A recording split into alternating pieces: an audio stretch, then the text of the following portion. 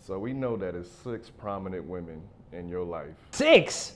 Okay. Have impacted your life. Okay. And we're going to get to all of them during this conversation. But tell us about Miss May. Wow. I know who you talked to. I ain't talking to nobody. You act like we on a show or something. Wow. This is not an interview. We just talking. Miss May. Wow. Miss May is a very, very special woman in my life. So on my arm, I have the ladies of my life. And on the very bottom is Miss May. Miss May, for lack of a better term, she was the nanny, right? But she was more than just a nanny to me. She's like my second mother.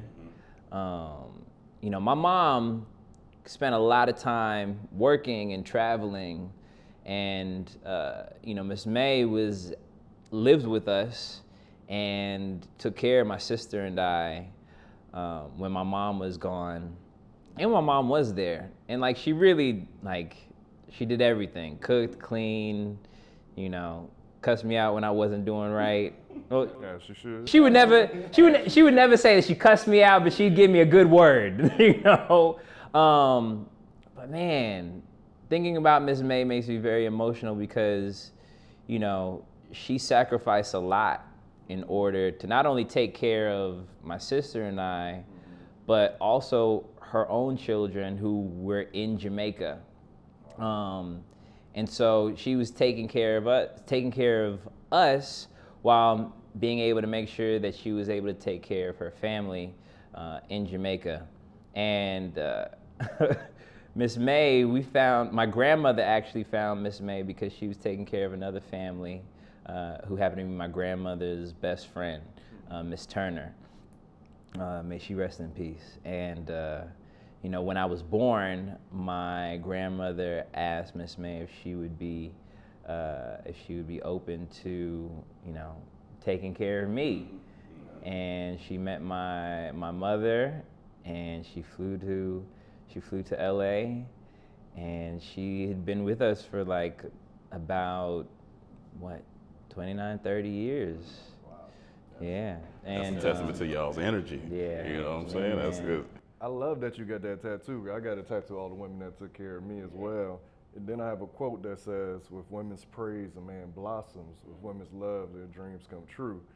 And I feel like women are so motivating to a man. Either the love of your mom, you're motivated to take care of her, retire her. The love of your wife, you're motivated to take care of her, the family. It's this driving force. What do you think it is about women that just drives a man? Man, I think it's just the love, because they want to see us be our best selves, right? I think, I know it's in their nature. And I love that you even brought up Miss May, because a lot of people really don't know Miss May like that unless you really know me and if you're my real close friends. Miss May has always been the person. She's still alive. She's still here. She's in Jamaica. She moved back to Jamaica. She was like, I'm going home. I'm out of here. I'm gone. But the biggest thing that I've learned from Miss May is her strength. Her strength, man. She is a breast cancer survivor, and she's a woman of God. I remember when I was, in high school, she would wake me up on Sunday, and she and I would take the bus to church, and we'd sing in the choir together. It sounded like the beginning of one of them old black movies. It's the truth, though. It's the truth. But I think the most beautiful thing about that is I think we all are connected through faith, right? And through the strength of a woman. And I learned that through Miss May. I learned that through my mom. I learned that through my grandmother. But I remember being young, and I wasn't really bothered by waking up early and going to church with her. I really do remember those moments, and I hold those moments dear to me because they really informed all the work that I'm doing now in the wellness space, providing spaces of healing. I learned all that through my family. I learned all that through Miss May, and I learned all that through her love for God, Yeah, and so Yeah, but to answer your question, you know, why is it that women, you know, have poured so much into us? I feel like in many ways, mothers specifically, they believe it's their duty, it's their responsibility, it's their job, you know. Because I even had this conversation with my mom recently. She was like, did I traumatize you and your sister? I'm like, Mommy, no. I think that's a mom thing. My mom asked me the same thing. You good? You need therapy from anything? No. No, do you? Right. Oh, don't get me started on that. Don't get me started. You're like, do you? Oh my goodness. That's funny. So 4 years ago now, which is just wild, we had a little something called the pandemic. Yeah. Upon the replay happened, but it was a pivotal moment in, you know, all of our lives. Everybody was at the crib, you know. We started another business that we had, and you know, that's when you started Walkgood, you know, and that was during the time, of course, you know, the George Floyd, just a lot of Black Lives Matter. Everything was going on during that time. Aubrey, Breonna Taylor. Everything was going on. So kind of wanted to deep dive into like where your heart was at that time in your life with the pandemic, with everything going on. Like, I feel like as Black people, we were just exhausted. So I kind of wanted to see like where your mind and what kind of led you to. Man, I was sick. I was frustrated. Yeah. You know, we were all in the house. And I remember seeing that video of Ahmaud Arbery killed by these white men and like literally fighting for his life, running for his life, literally. And I remember just feeling sick, bro. Like it was a pain that I couldn't really pinpoint. And I was really trying to address or find the exact emotions I was feeling. But I remember the immediate one was hopelessness, frustration, and anger.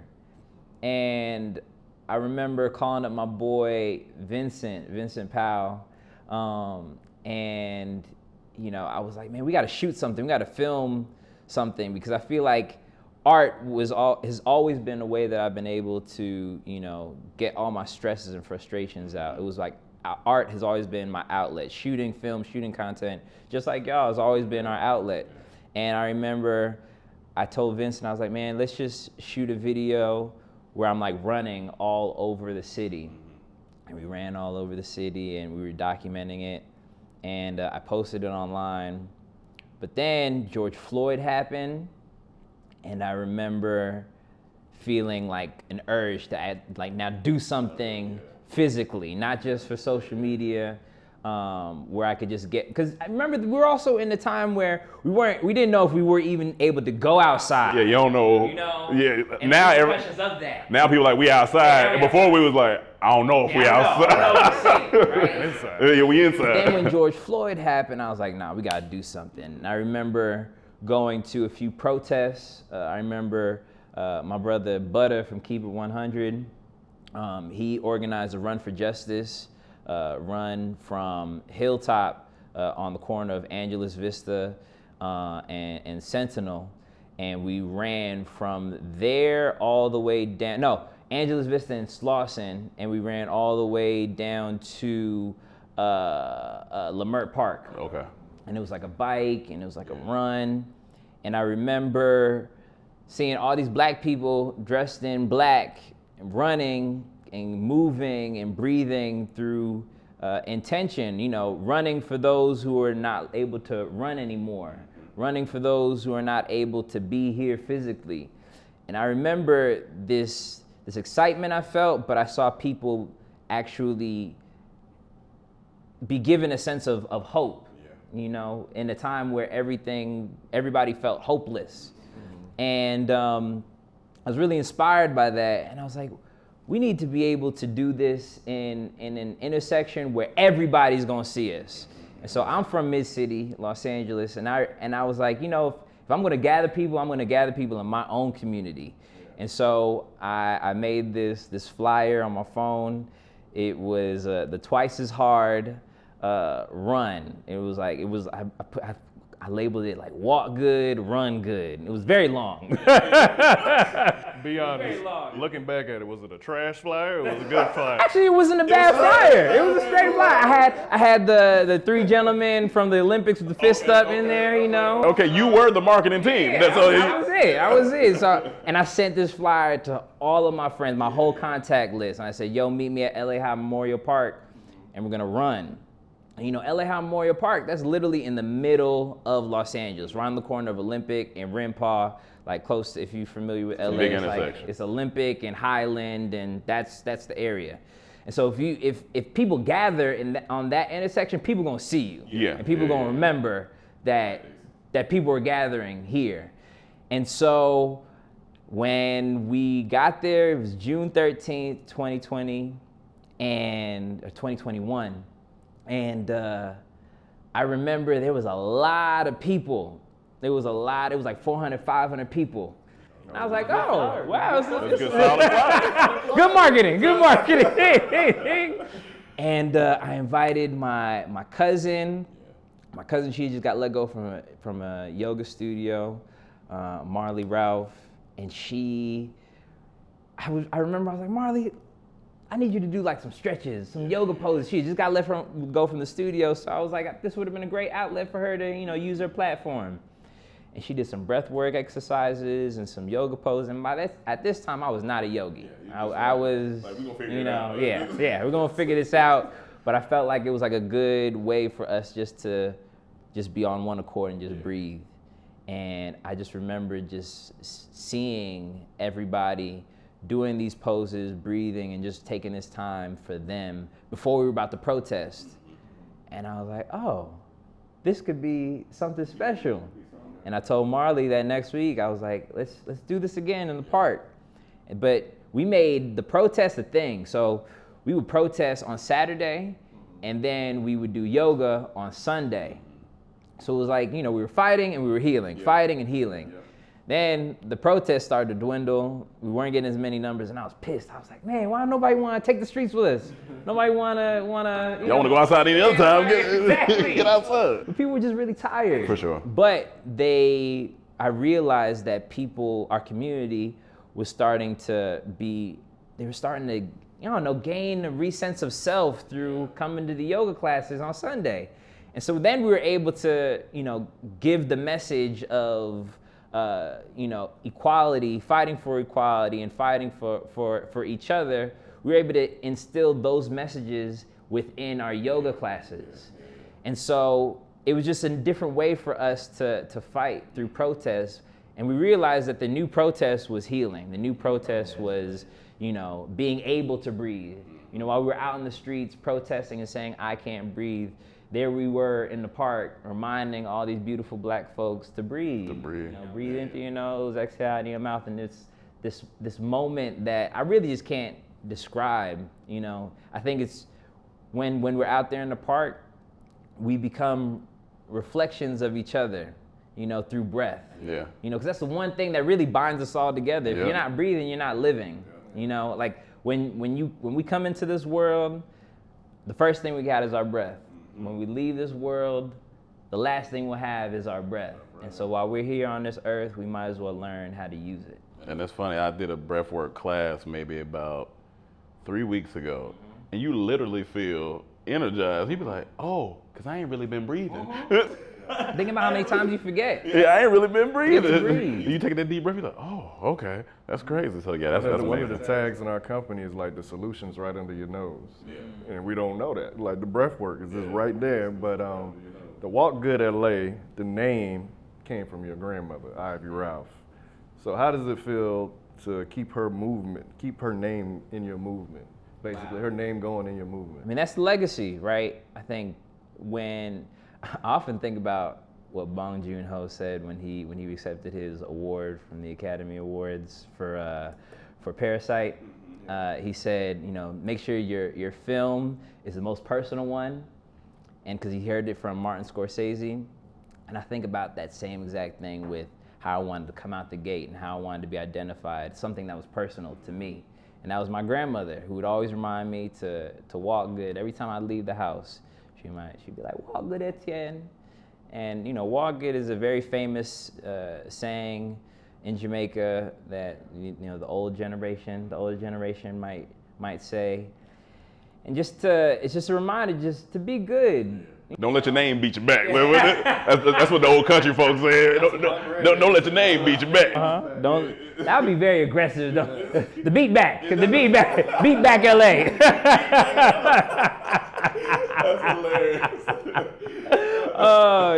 But that always stuck with me. Yeah. So when I graduated college, I started Walkgood Productions. Nice. And when we were out there protesting, I didn't want to be known for my production company. I just thought that was just going to be very vain. It just didn't align with where I wanted to take Walkgood.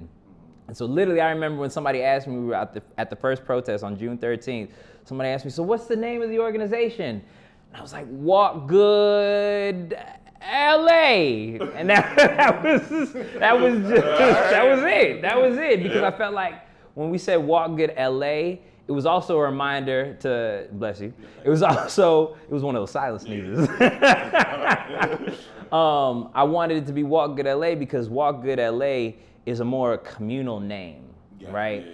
So Walkgood LA, you're actually also in many ways affirming Los Angeles to walk good, And so that's where Walkgood LA came from, and it gave me a deeper meaning when I was able to really think about where the term came from and how it was inspired by my grandmother. But in many ways, I'm reminding the city to walk good as well and to take care of themselves. Because when the term walk good is used, it means, all right, take care of yourself, just make sure you come back. Yeah. But in many ways, I'm reminding people to take care of themselves, to walk good. When you're out there in the world, walk good. When you're out there in the world, take care of yourself, breathe. And it's stuck. I love it. Yeah, it is a movement. It's a movement through movement, right? It's a movement and not a moment. It was also something that we would say when we were out there protesting is that this is really a movement, because there are many other organizations that started at the same time that we started and that really just fell off the face of the earth and didn't continue the movement. Yeah. But with Walkgood, we realized very early on that this is something that's going to work and something that's going to sustain our community. And look at us. Here we are talking about it. Now we're here talking about it. I don't know if you're keeping track, but that's two women.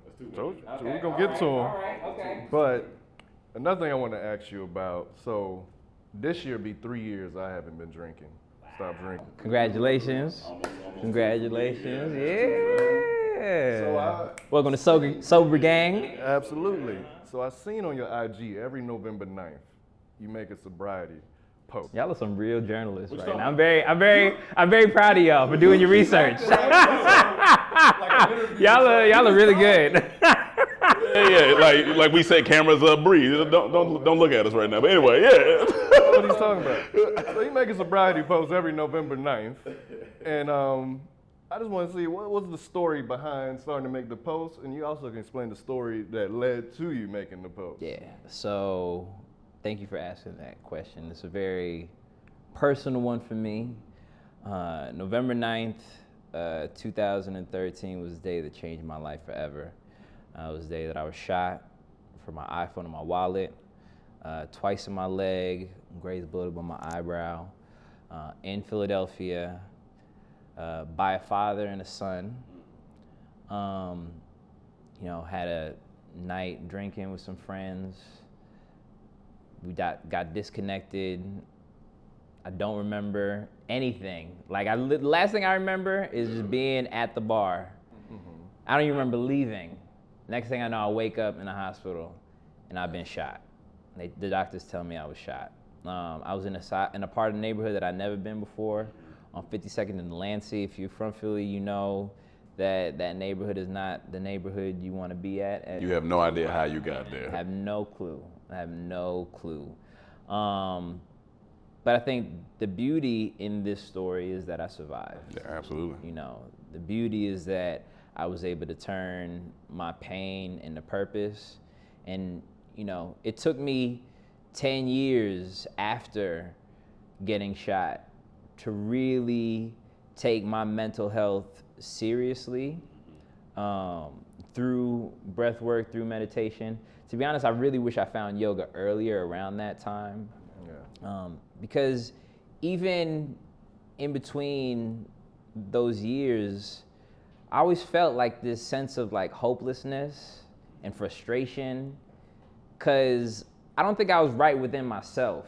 And I'm talking about after I got shot. I really don't talk about this often, but there was like a few years where I was really trying to figure out like, where am I going? You know? Do you think it was because you're like, all right, I'm here for some reason, but now that I'm here, what do I do with this? Yeah, you know, okay. like and to to your question, like why was I inspired to post me getting shot and the trauma that I experienced through that? I think after year 2 or year 3, when I realized, I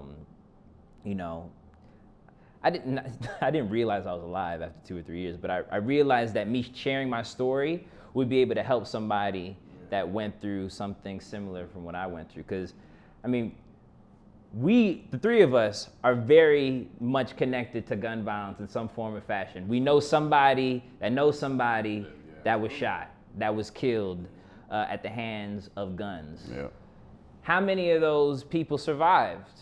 And when I posted it, after really reflecting on what happened that night, I got a flood of messages back of people who had a similar story, who knew somebody who had gotten shot. And I made it my mission to every year, November 9th, I was gonna share my story. Cause I said one time when I made the first post, I told myself, and I even said it in the post, I'm like, I'm not gonna say this, I'm not gonna post this story ever again. But there are a lot of people who were like, nah, continue to tell your story, because you never know, there might be a young man who needs to hear what you said, to hear what you experienced. And then, I really thank God. I thank God I started Walkgood, because it has informed all the work that I'm doing right now. It has been a way in which I can, be there for young black men who might have gone through something that I went through, and they could see what's possible. Yeah.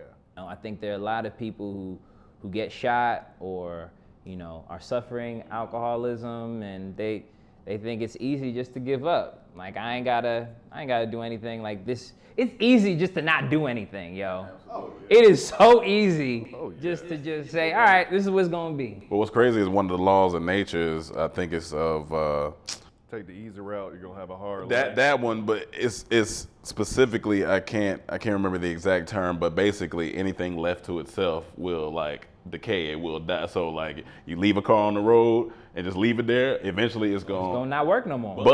But when you put action to stuff, it's always gonna figure out a way. If you don't water a plant, it's gonna die. It's gonna die. Anything left to itself. So doing nothing is easy, but you're gonna deteriorate yourself in the process. But I often think about that night. I mean, I still suffer trauma from having been shot. Although I don't remember what happened, till this day, I still have random images in my mind where if I'm just sitting by myself, I just envision somebody just pulling up behind me and shooting me in my head. And to be honest, once I found yoga, once I found meditation, once I found breath work, I was able to lessen those images and those thoughts that would come into my mind, because I was able to focus more on my breath and focus on my more relaxed state and my present state. And then also, when I see people talk about, man, I need a gun for protection, that's also triggering for me too, because I wouldn't be able to handle a gun or use a gun in the situation I was in, right? Yeah. And there's so many factors that play into having a gun and feeling the need to be protected with a gun. In many ways, and this is my personal belief, is if you feel like you need a gun, you're bringing that energy to you. That's what I personally believe. If you feel like you need protection, then you're going to be placed in a situation where you're going to actually need to use it. Yeah. But for me, I'm completely anti-guns. I'm pro yoga, pro mindfulness, pro self. Listen, you went through a situation, so I mean, I can't be mad at that. I have one of my good friends, Hugh Augustine. He's also a survivor of gun violence too. He's a rapper. I was about to say, also sound like a nice author. Yeah. You got a book in it. You got a book in Yeah, you got a book in him for sure. So Hugh Augustine, he's a rapper, but he's also a vegan cook. So he makes these vegan tacos. Yeah. And but he uses his work in the hip hop and entertainment space through offering spaces of healing through food. And he's also a survivor of gun violence. And so many ways, like, we mirror each other. I feel like we're like each other's doppelganger in terms of being able to turn our pain into purpose, being not just victims, but survivors. You know, we don't hear too many stories from the survivors. Yeah. And, Hugh is one of those people who I was able to actually talk about my experience with after I got shot, because he had been through the exact same thing like a year before. I don't think people know how scary that, like, because even sometimes I have a little slight, I feel like I got some slight trauma / jumpiness from when I see cops sometimes, because I had about 10 policemen pull up on me with guns drawn at an intersection in Beverly Hills. And they said he did it. He just got away. He's just reinforcing the trauma. See, we supposed to be brothers here, supporting each other, encouraging each other. Friends. Nick, you did it. We do. As comedians, we laugh out of trauma. That's how we get through it. But sometimes I think about it because I don't think people know how I feel. Till you get a gun pulled on you be like, is this it? You be like, is this it? So I understand that. And luckily, like, I don't remember it happening, for sure. But just like the fact that it happened to me, it's frustrating. It's almost like a subconscious it's thing. Frustrating. The crazy thing about it, this is not your first traumatic experience. You actually got into a car accident that left you with a brain injury. And I remember you explaining how it left you like depressed. You went into a deep depression, and you said you got out of it. And a lot of people say they got out of it, but I know everyone's different. But how did you get out of it? Like, were there any actionable steps you took or anything? Bro, so now this is the third woman. This is my grandmother. No, this is we did May and Ivy. Okay, so this is the third one is my mom. So the third one is my mom. Man. Cheryl Lee Rock? The one and Cheryl only. Lee, one and only. So my mom really got me through my traumatic brain injury. So 11 months before getting shot, I had a DUI. I drove my car into a tree. My car flipped over. And I suffered a traumatic brain injury. I had microscopic hemorrhaging in my brain. So I had small bleeding. Slight bleeding, yeah. In my frontal left lobe. And, that's the part of your brain where you're most creative. It's the part that, tells your brain, don't do this, do this. And when I got back from winter break after the accident, I was, for lack of a better term, I was crazy. I literally lost my mind. I was tweeting a bunch of crazy shit. It was, sometimes Instagram gives you those memories of like, yeah, this is what you was posting a couple years ago. Recently, I got one. I couldn't believe I had said what I had said. And that's when your homies be like, hey, you all right? Everything cool? Like, yeah. And it happened like often. Yeah. And it got to the point where I was like getting really frustrated. Like, why is everybody asking me if I'm okay? Yeah. In my mind, I'm great. Yeah. I'm on top of the world. Yeah. This is the time when what's that? Trinidad James had a song, "Pop the Molly, I'm sweating." All gold, everything. and people thought I was on Molly. People thought I was on drugs, and that was also more frustrating because I wasn't on any. The only drug I was on was weed, and what was it just made me angry, and I was going through all these emotions. I was manic depressed. I was having bouts of mania.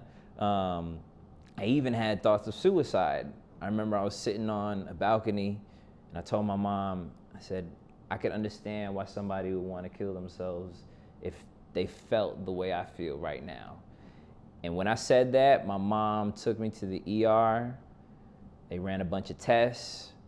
They couldn't correlate me having a brain injury. Or we didn't even know it was a brain injury at that time. We just knew that I just got into an accident and my head was the size of a football. But they couldn't correlate the accident to why I was acting very strange.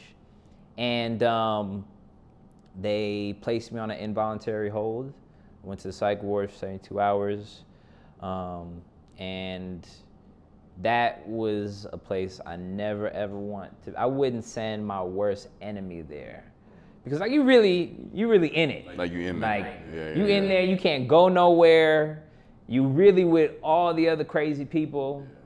But you know me, I make lemonade out of lemons. And you know, I started to really get to meet everybody that was in the situation. I was like, hey fam, we here. Where we going? Need a friend? I got you. And you know, I got to learn people's experiences while we were in the psych ward. Like, I remember meeting this Korean girl who was there, and her mom would visit her. I remember this other gentleman. He was a little bit older than me. You could see he was a little bit off his rocker, but he wasn't fucking with nobody. But he was fucking with me. Like he was cool with me because we were like the only two black guys in there too. And so when I was playing, all the other patients were smoking cigarettes outside. You know, I played basketball with him, and I got to learn a little bit of his story. And I remember the tipping point for me was when they gave me lithium. And so lithium they give to patients who are suffering from bipolar. Like a battery. Yeah. And it's and they gave it to me, and I was having a horrible allergic reaction to it. And I remember like I was like swallowing my tongue, my body was convulsing. But right at that very moment, my mom, my dad, my stepdad, my uncle walked in, and I was fucked up, yo. I was really, really jacked up. And my mom was like, he needs help. Why aren't you helping him? And they thought that I was there just, making performing, just to try to get out. And it was at that moment I realized that there are a lot of black men, there are a lot of black women who are suffering and who are not giving the proper treatment because people don't believe them. Yeah. People don't believe that they're actually suffering. They're not given with the same care and compassion that other folks deserve. And even with my mom being who she is, with the health care that I had at the time, I was still not given the respect and the dignity to be treated as a human being. And I could only imagine all the other black and brown folks who have been sent to the psych ward, who weren't given the type of treatment that they deserved, who actually could have gotten out better like I did. And so to answer your question, how did I get out of that situation? Man, by God, bro. Literally by the prayers and protection of God. My mom, my grandparents, my grandmother, my sister, they prayed for me hard. They prayed for me hard, man.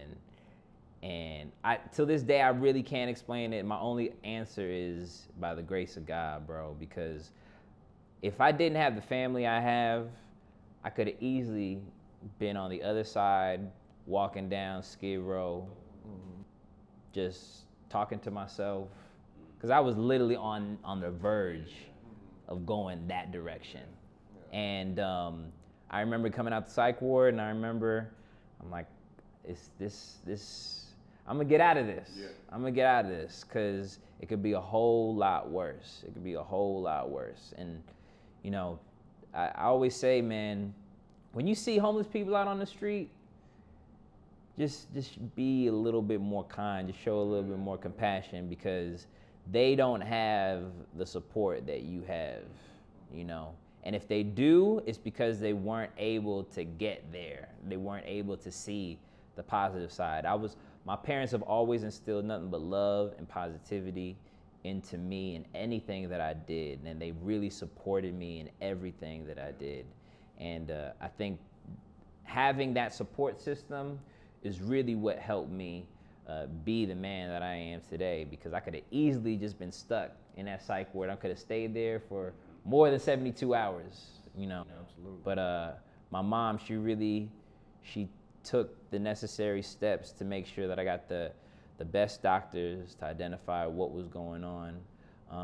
And also, I'm glad that happened, because, you know, I was able to find a psychiatrist. I was able to actually be diagnosed for ADD, something that I should have been diagnosed years before. But, you know, I even had this conversation with my mom the other day, and I asked her, I was like, Mom, why didn't you take me to a psychiatrist earlier so that I could have at least addressed what was going on with me in my brain? She was like, I was afraid, you know. I wasn't trying to put you on Ritalin. I wasn't trying to drug you up. And, you know, if I known the things I know now, of course I would have taken those proper steps earlier, but I just didn't know.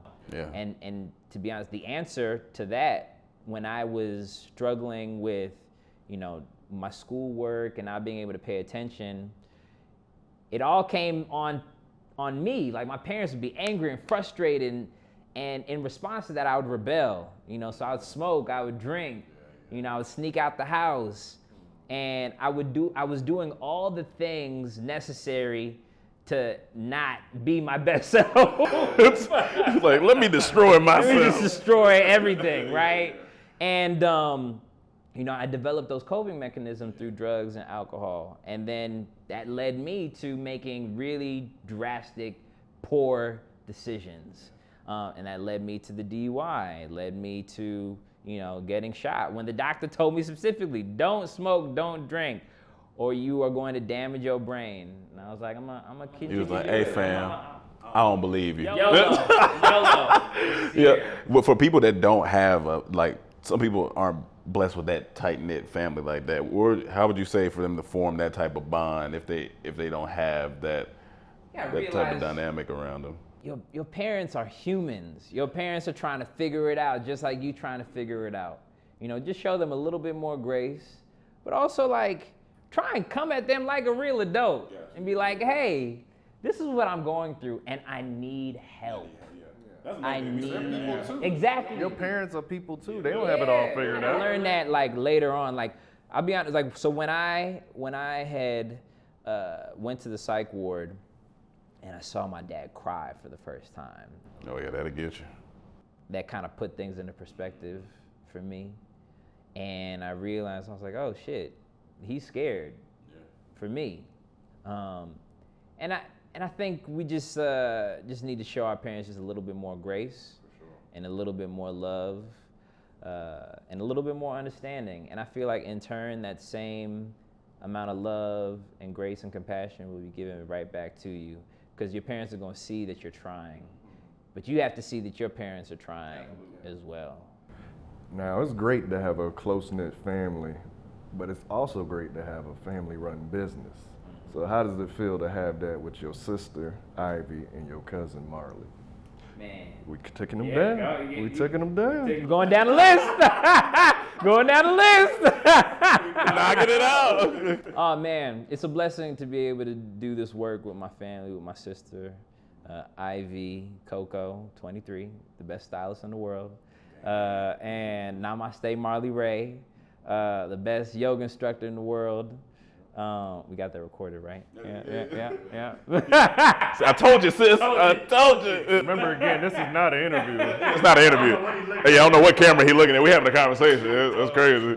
No, they are my best friends, man. Like Coco and Marley, they are some really amazing women. They've really made me have to check myself, just how I talk to people, how I operate. And, you know, sometimes your ego gets the best of you. Oh, absolutely. You know, and you think that you're right, but then you got some women tell you that you're not. And they know how to tell it to you, so it hurt a little bit. You be like, hold on. Hold on. Slow it down. I didn't think I needed to hear that right now.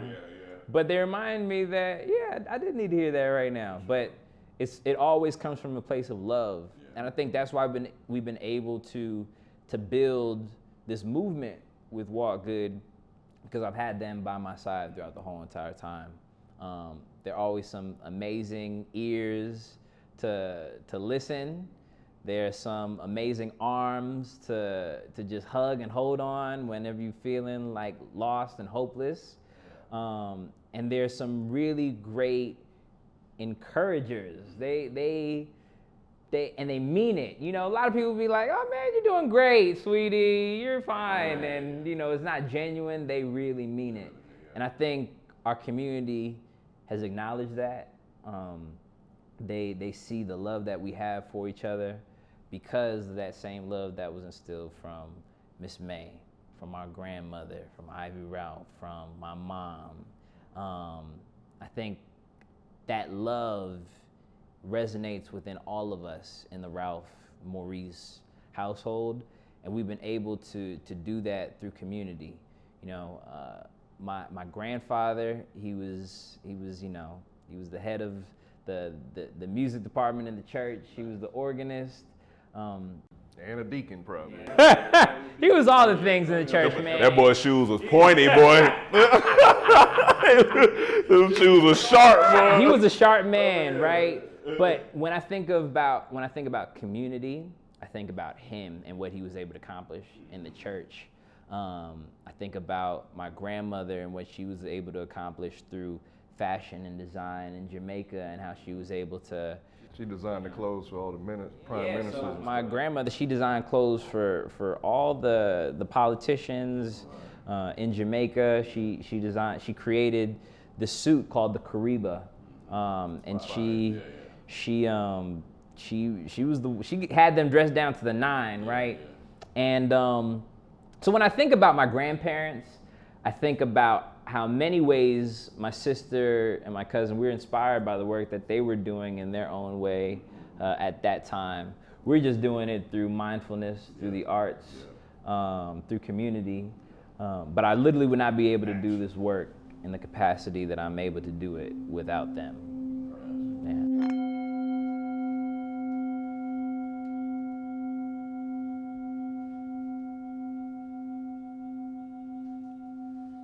All right, we about to get wild. Okay, all right. This is funny. March 17th, 2009. This was the last airing of Baldwin Hill.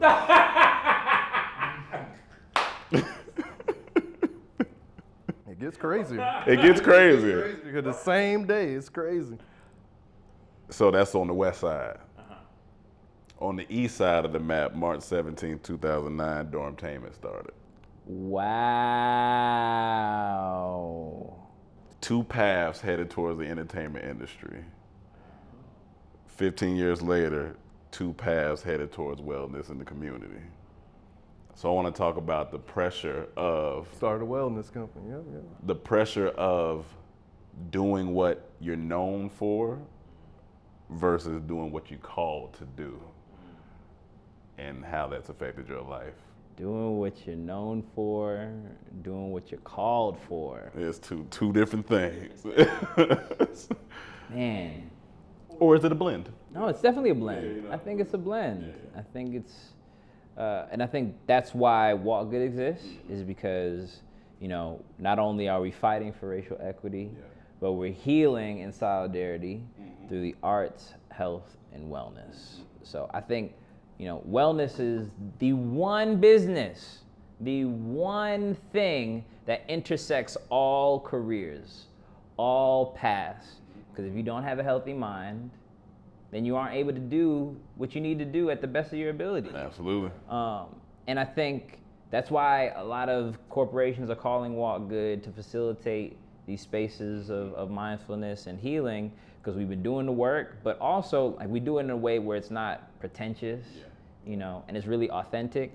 And we Black people doing it, and I think within the wellness space specifically, we as Black people have been completely marginalized from even doing this work. And again, I think it all starts with intention, right? Like, why are you doing it? You know, what is the purpose behind what you're doing? And with us, it started with Ahmaud Arbery, fighting for Black lives, making sure that people are reminded that there is still a light at the end of the tunnel. And I feel like with me, I had to take a little break from filmmaking, from acting, because I needed to get my mind right. Yeah. I needed to make sure that my community was straight. But now here I am, 3.5 years later, going on 4. I'm able to still do that work. I'm not abandoning it because now I feel like I could do my creation way better than I did before because I did all this work ahead. Nothing's a waste. That's what we always say. No matter what you did, it'll come back at some point. It's all gonna come full circle. Like, bro, I am connecting with the people who I've always been fans of, people who I've loved since childhood because I started Walkgood. Because people see the impact that our community is having on people. You know, I'm getting all the accolades, all the love because I had to start with this one thing. Myself. I had to focus on me. And once you focus on yourself, everything else will come into play. But also it takes time for you to get to that moment, you know? So speaking of self, now that you're known for Walkgood LA, known for wellness, do you have a certain pressure to keep a certain image? Because it's like, they know me for wellness. I can't be out here tripping or doing this. Do you? Yeah. See, we still get a pass because we still funny. So it's like, oh, but y'all do wellness too? Okay, we give you a pass. I think, so it's funny that you say that because a lot of people, when they see me now as like Walkgood Etienne, they can't even think of who I was before. They can't even think of the Etienne that was turning up, that was drinking, that was going to the Psych Ward, that was going to the function. But now that I'm in this space and I've gotten comfortable in this space, I definitely have to make sure that like I got my ducks in order. You know, I got to make sure that I'm doing what's necessary, because I have a lot to lose. You know, it's like, in many ways, it's like the pastor in the church. You know, if the pastor, if he did something weird, you gonna look at the whole religion weird because you're like, why is my pastor wilding out like this? It's funny because I was having this battle, like, because we started this company, High Frequency. We just launched in January, and it's a community. It's a creative wellness. It's all this, because like you just said, it's literally the center of everything. And I was like, man, but people, you know, they know us for doing these sketches and all this stuff. And I was like, but wait, that's not who I am. It's just, that's something that we've done. And so I was like, let me just put a vulnerable video out to our YouTube channel, just saying like everything that we're looking to accomplish, all these things. And everybody, it got like 400-500 comments. People were just like, we support you, whatever y'all want to do. You just said it right there, your vulnerability, right? I think my vulnerability has allowed me to be my best self and be my most authentic self. Because I went through this, you know, this is my life, you know? And just like I said, like, if I could share that to the world, there's somebody out there who's gonna connect to what I have to say. They're gonna connect with my experience because they've been through something similar. And I think that was my calling, you know, is to make sure that I can be the vessel, that I could, you know, inspire other young Black men to be vulnerable without feeling threatened, you know, without feeling less than. And I think we as Black men need to be more honest and need to be more vulnerable and need to share. But we also need to be mindful, inner thought need not always be outer thought. Everything don't need to be on the internet. Everything don't need to be shared with that one friend because that one friend gonna tell another friend, you know? And I think we just need to continue to develop more mindfulness practices and to continue to hold safe spaces like this so that we can be vulnerable in those safe spaces, you know? I want to get to which we already mentioned there a little bit, but the prominent figure, you know, Miss Cheryl Lee, you know. Don't forget the Ralph. Don't forget the Ralph. like Weezy F Baby, don't forget the Ralph, you know what I'm saying? Wait for him to say it. I'm playing out here. He's so disappointed. I was over here trying to give a short nickname, Miss Cheryl Lee, but no, you guys have like that same spirit, like you could just kind of feel it. And so growing up in that Hollywood realm, how did that like influence your upbringing and like what you wanted to do in life? How did that go for you? When I was young, I would like fake sick so that I could go to work with my mom. I don't blame you. I don't blame you. I mean, who wouldn't want to like spend time on the Moesha set? Of course, you know? of course. Especially at that time, it was like that's all I wanted to do. Yeah. So I really got a real behind the scenes look of how TV was made.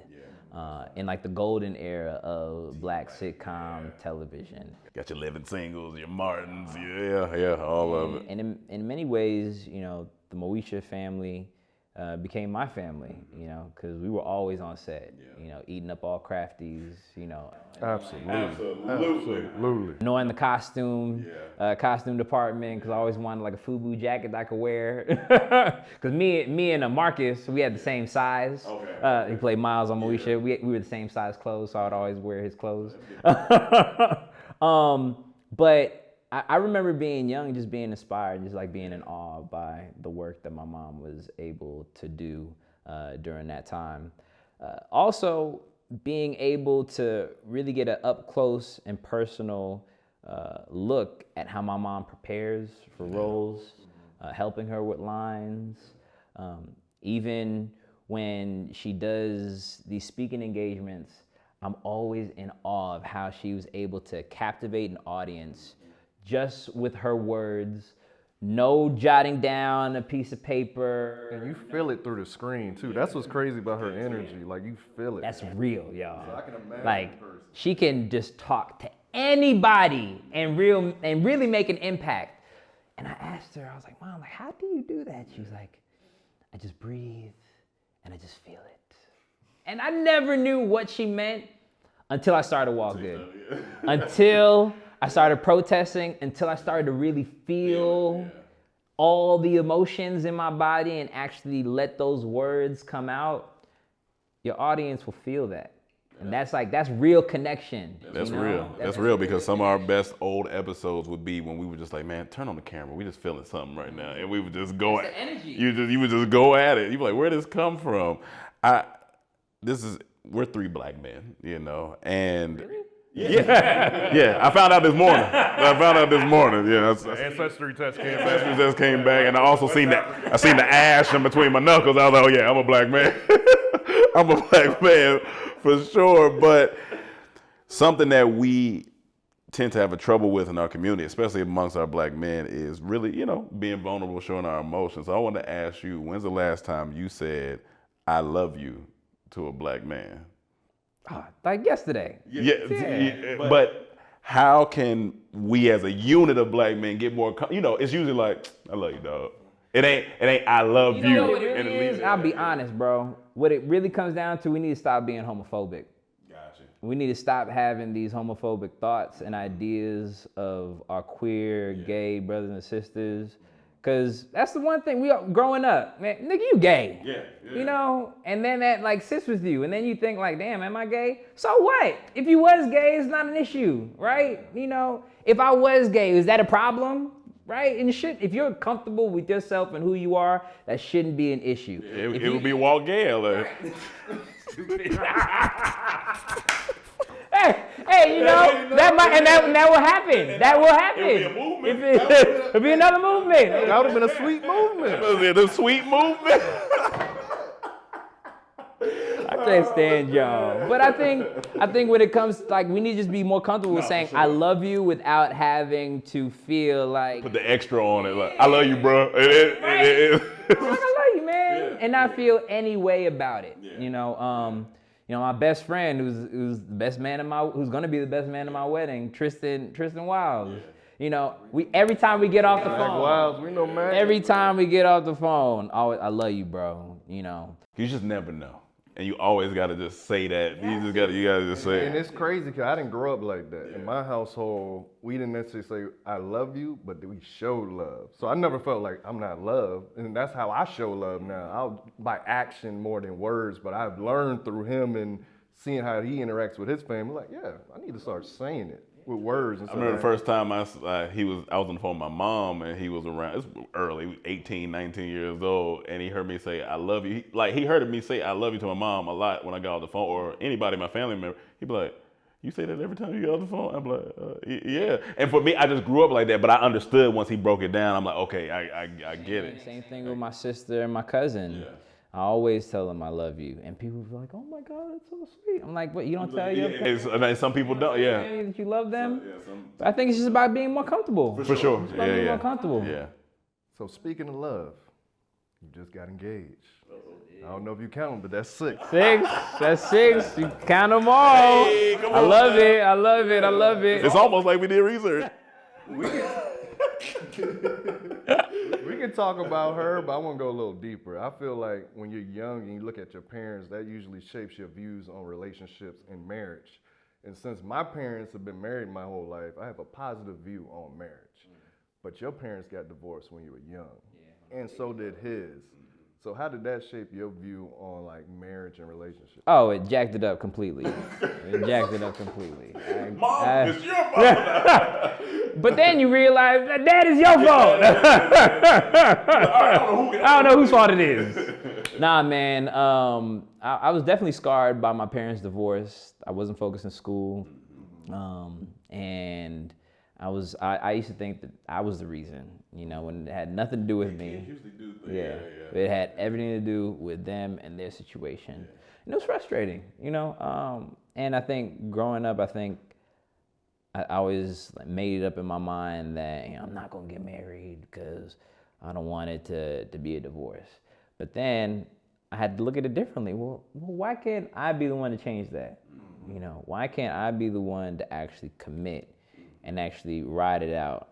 And you know, we as black men, we're always encouraged, man, just be with as many women as you want, you know. So live your life. Live your life, do your thing. Papa was a Rolling Stone. While that is great and fine and dandy and all, and we should at some point in our lives, but we were never really encouraged to find the one, you know, support and be with the one that you think is going to make you happy. Definitely not in rap music. Definitely not in rap. Like, imagine how things would have shifted if when you were young. You know, when you were young, the first thing, it was in the culture. Did you hit? Did you hit? But what if it was like, hey man, do you like that girl? Did you commit? Did you hit? Did you commit? That's a good one. It would have changed our whole perspective. We'd be like, oh, okay, you know what I'm saying? Just little things, because you looking up at your big bros, your cousins, you know what I'm saying? It's part of the culture. Yeah. And I really had to shift my mindset when I realized, you know, when I thought about, you know, my fiance, Stephanie Wash. Soon to be Maurice. Hey, come on now. When I think about what my life would be without her, I was like, nah, I can't. We gotta lock this on in. We gotta lock this in. Because she is one of my biggest supporters.